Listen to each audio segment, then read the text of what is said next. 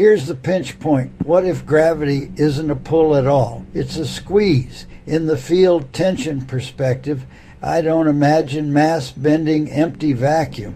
I picture space as an expanding grid and planets as high-density nodes that resist that expansion. Put two positively charged nodes, say a planet and a star, into that flow, and the grid between them pinches. That pinch becomes a field tension that locks in their geometry.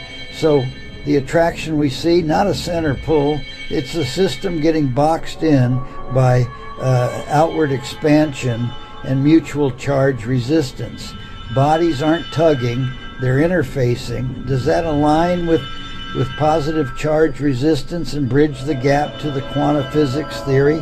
I think so, because it treats a world not as dead mass, but as an energetic character. Break it down. Energy signature of mass, inherent charge. A positive charge signature defines how close another body can approach before resistance spikes. Field tension. Each node drags on the expanding grid, anchoring itself in the flow. Rotation, spin, drives a toroidal circuit, a donut of energy coupling to the interstellar medium. Interaction versus attraction. Buffer zone between star and planet pressure builds. The orbit is the lowest energy compromise between outward expansion and inward resistance. Resonance, like musical notes, bodies can phase lock. Stable orbits are resonance agreements in the field. Propulsion implications, the fun part. Phase matching tune a massless propulsion engine to the local field's frequency, and you slip through the grid instead of fighting gravity. Repulsion, harnessing, adjust your craft's charge, and push off the planet's resistance. No chemical propellant required. Where does Newton fit? His math nails the motion, centripetal balance, inverse square law, but it treats attraction as a given. Here, the same math emerges from field tension in an expanding grid. Pinch the grid, match the phase, ride the resonance. That's the playbook.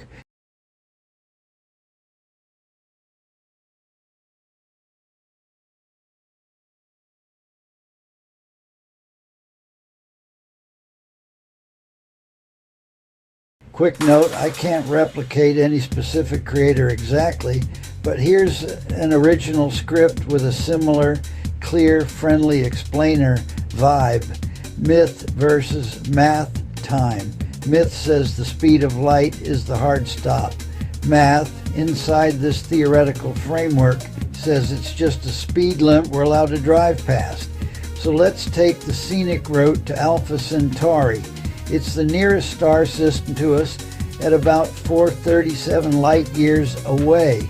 In this model, I've got a 2C glide. That's twice the speed of light as a traversable cruise speed. Distance over speed. 437 light years divided by 2 light years per year, that's about 2,185 years. Call it roughly 2 years and 2 months to roll into the Alpha Centauri neighborhood. Important correction, Alpha Centauri isn't a galaxy, it's a star system inside our Milky Way galaxy. If I aim for a different galaxy, say Andromeda, at around 2.5 million light years, then even at 2C I'm packing snacks for 1.25 million years. Big universe, big numbers.